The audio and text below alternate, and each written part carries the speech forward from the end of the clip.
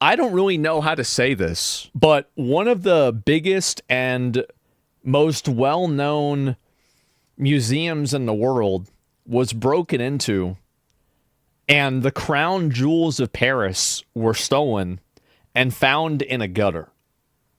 Like, there straight up was like some Ocean's 11, like crazy, movie heist shit that happened with this. This was insane. Breaking now, an international manhunt underway after masked thieves stole priceless jewels from the most famous museum in the world, the Louvre. Oh. Still shuttered after French crown jewels, literally, including a sapphire tiara and an emerald necklace set among 1,000 diamonds, were taken in a wild 7-minute heist on Sunday. 7 minutes. Only 4 of those minutes were spent inside the museum. The rest was getting in and out undetected. You don't do that without prior planning. Isosaurus is out front. Yeah, I bet they planned this ahead of time. I could have told you that. Yeah, it's like a movie. Exactly. Make a lot of noise over there. So over here in this room, you can take 100 million off the wall and waltz right out the front door. There it is. No diversion was needed for the 4 masked robbers who broke into the Louvre Museum in Paris on Sunday morning. Wow. Stealing priceless French crown jewels in broad daylight, just minutes after the world's largest museum. Wait, so they just went in there and got them? Opened its doors. What? The Louvre remained closed on Monday as France grappled with one question. How could the world's most visited museum be robbed with such brazen audacity? What? It was a plot that played out like a Hollywood movie. Around 9:30 a.m. on Sunday, 4 thieves posing as workers wearing yellow vests used a moving elevator ladder to reach the second-floor balcony of the museum. So it looked like they weren't doing anything wrong because they had the vests on and people assumed that... The perpetrators then forced open a window using an angle grinder and entered the Apollo Gallery, sawing open the display location for the treasures of the French crown jewels. Wow. As alarm bells rang, they grabbed 9... Bro, this is like the last mission in Assassin's Creed. And these guys just did it. Louvre's most valuable treasures, the priceless 19th century French crown jewels. Oh my. Among them, a dazzling crown adorned with 24 sapphires. Wow. 1,083 diamonds. Also stolen, a diamond and sapphire necklace and a pair of earrings, seen here in this painting of Queen Marie Amélie in 1836. 1836. And these fuckers just made off with it. And a glittering bow with more than 2,000 diamonds. Yeah, somebody was mentioning it in chat. I think it could be true. They might have had the TwitchCon security at the Louvre. Not so good, huh? Clever.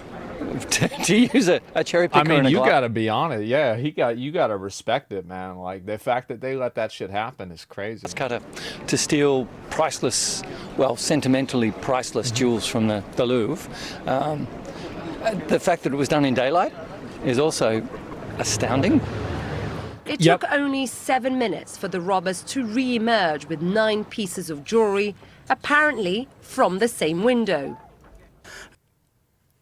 So they went out with the crown jewels of France, and then they went back in. Wait a minute. Well, hold up real quick. Oh, bro, I think you left your phone in there. Ah, shit. Okay, hey, real quick. Let me go get it. Oh, look what I got, bro. Look. What's sure is we failed because someone was able to put up an elevator truck in the open in the streets of Paris, have people walk up for a few minutes and take priceless jewels and give France a deplorable image. Thankfully, one of the most precious items, a crown Napoleon gave his wife, Empress Eugenie, was dropped by the thieves. Oh, they've actually, apparently one of my mods linked me a counter theft measure that they've added in to the museum.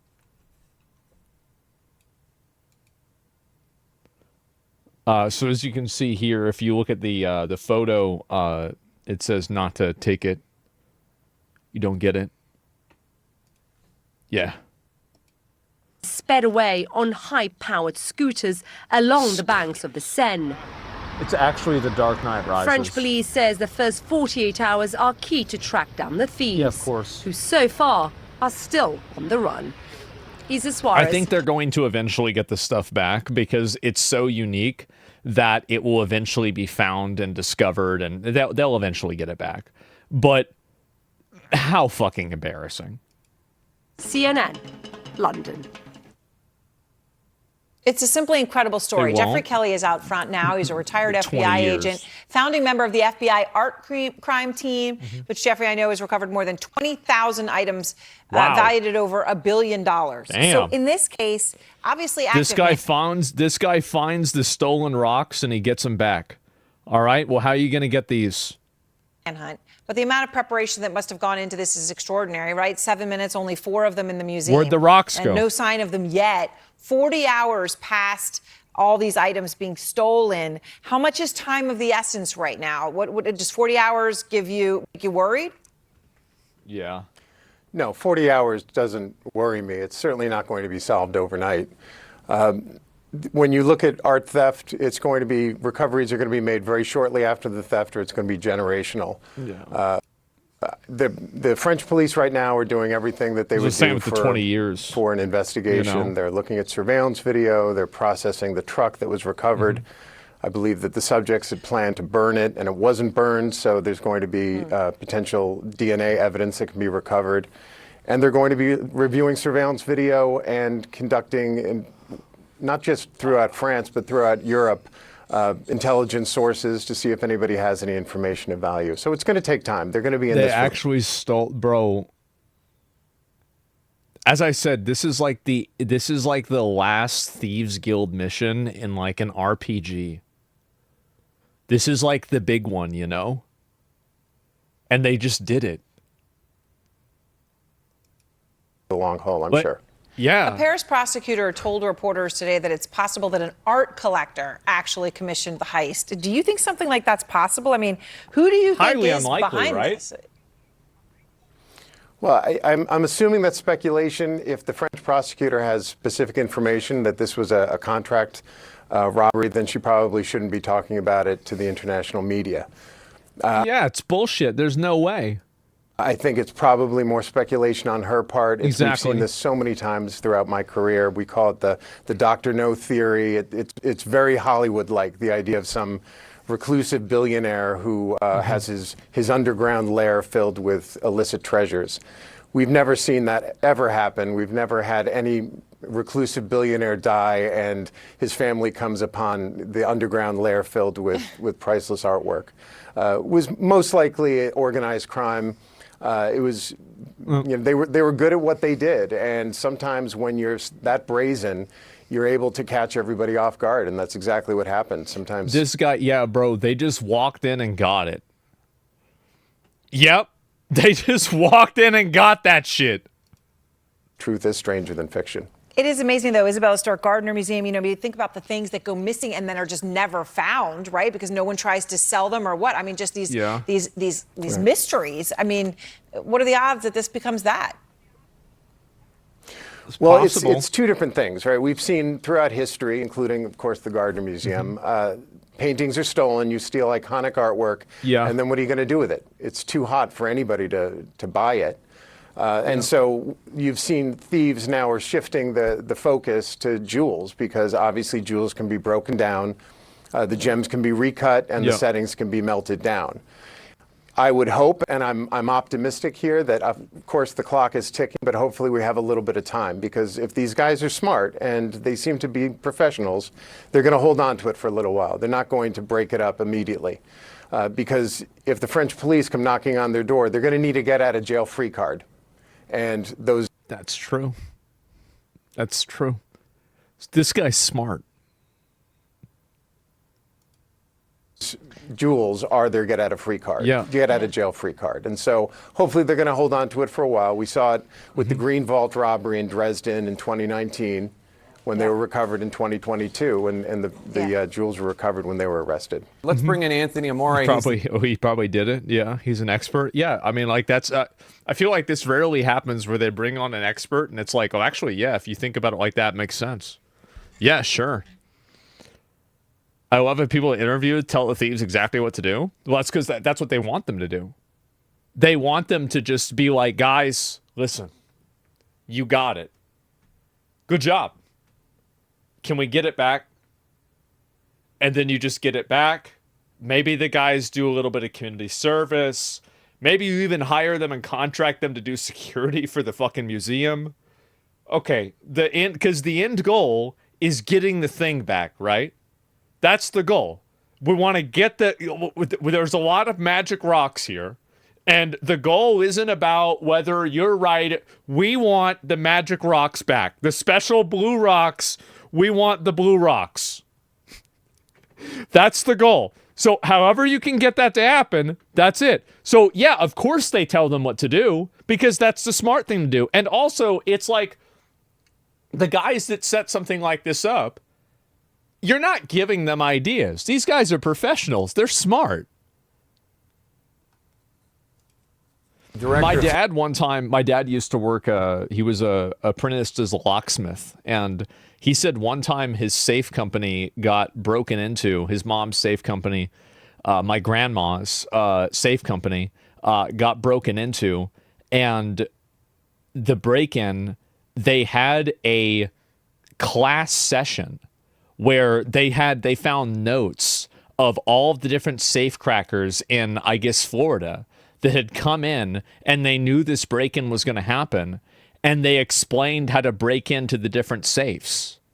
And there were like notes written down of like, okay, so this safe, you have to peel back the different pieces of metal. This one, you can use heat in order to do it. Like these guys, yeah, bro, like these guys are going into this. Like if you're breaking in and you're on like a level of crime that's this high, you're either a fucking retard or a fucking professional. One or the other. And the guys that get away with something like this, probably professionals. Security for the Isabella Stewart Gardner Museum in Boston, which you may remember. That's how it is. That was the victim of another infamous heist back in 1990. 13 pieces of art were stolen. That crime remains the single largest property theft in the world that has never been solved. Mr. Amore was not in charge at the time. I want everyone to know.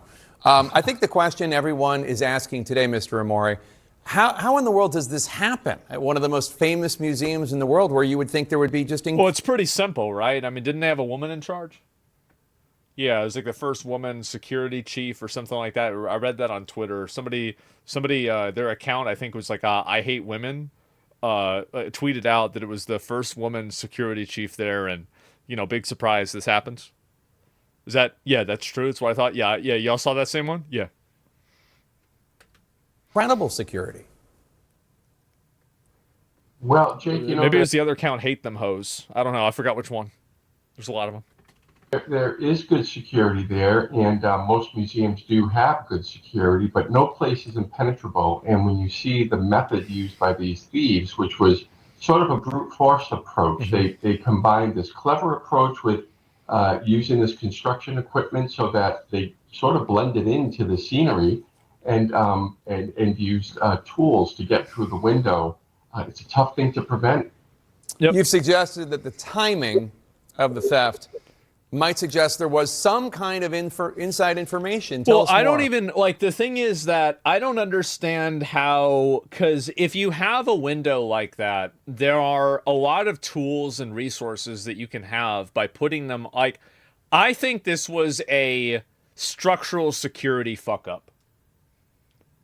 I know a little bit about security, not a lot, but I know that you can prevent and you can have, the people that are running it, the day-to-day, yeah, sure, they fucked up, but I think this is a structural fuck up.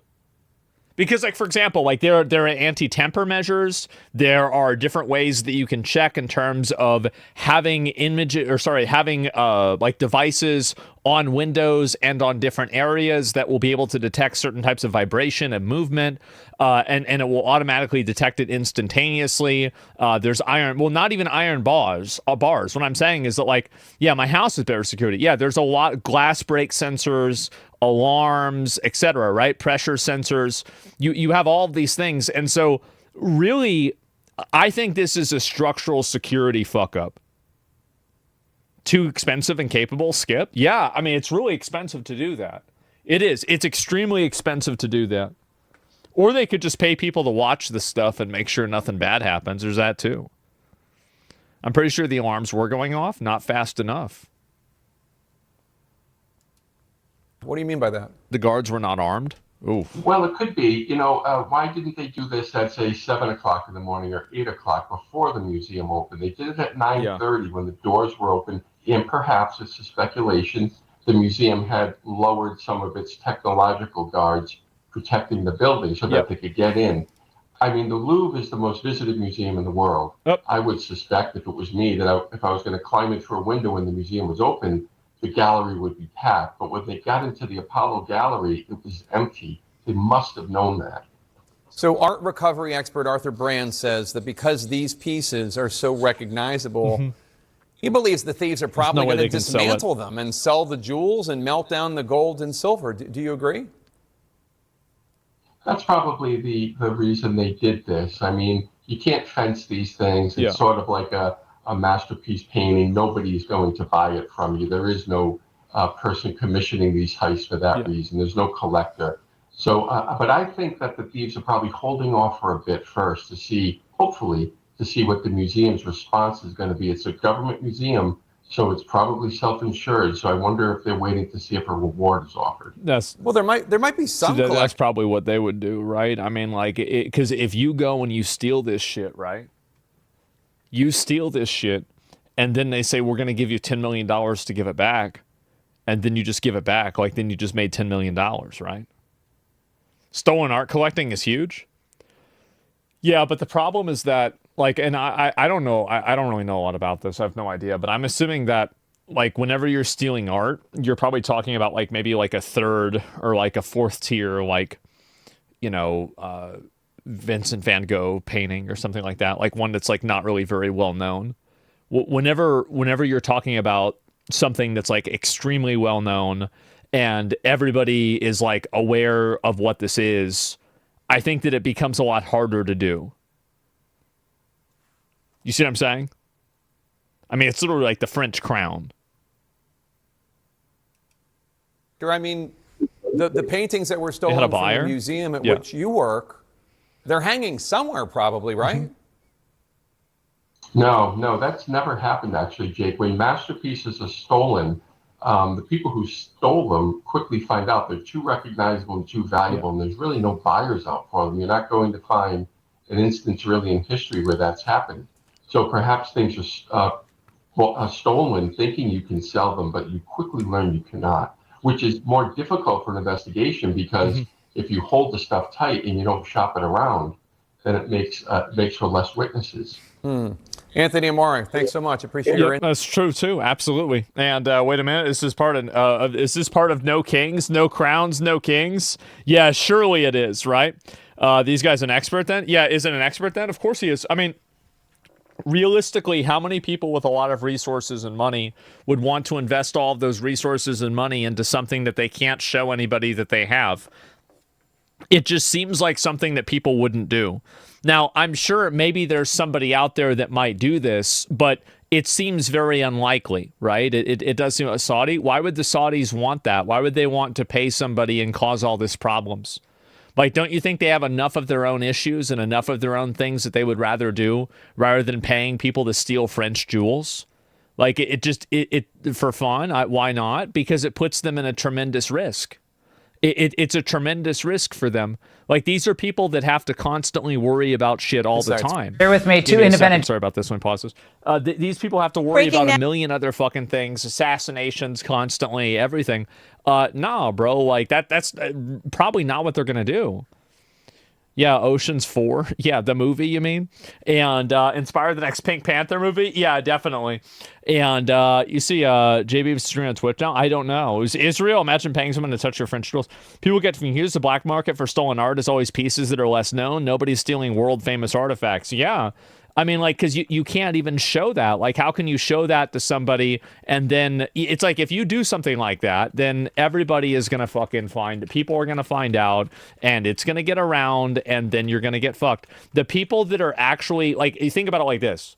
The criminals that are smart enough to have the resources to buy something that's that valuable are not going to be stupid enough to put themselves in this position. That's the truth. They're going to do that. Why the hell would they do that? And rich people love showing off their, what is this here? Showing off the other rich people who do this. I mean, I think this is a whole different thing, right? It's a whole different situation. And then also, didn't they find the crown? I thought that they found the crown anyway. Let me see if I can pull this up. They found it in like the gutter or something like that. Let me see if I can pull this up and find it. Where the fuck did it go? No, let me see. Where is it? Where is it? God damn it. I might not be able to find it, guys. I'm sorry. Well, it was somewhere, okay? But yeah, the crown of the Empress Eugenie, stolen earlier today, has been found broken outside the Louvre Museum. Yep. The shit. Yep.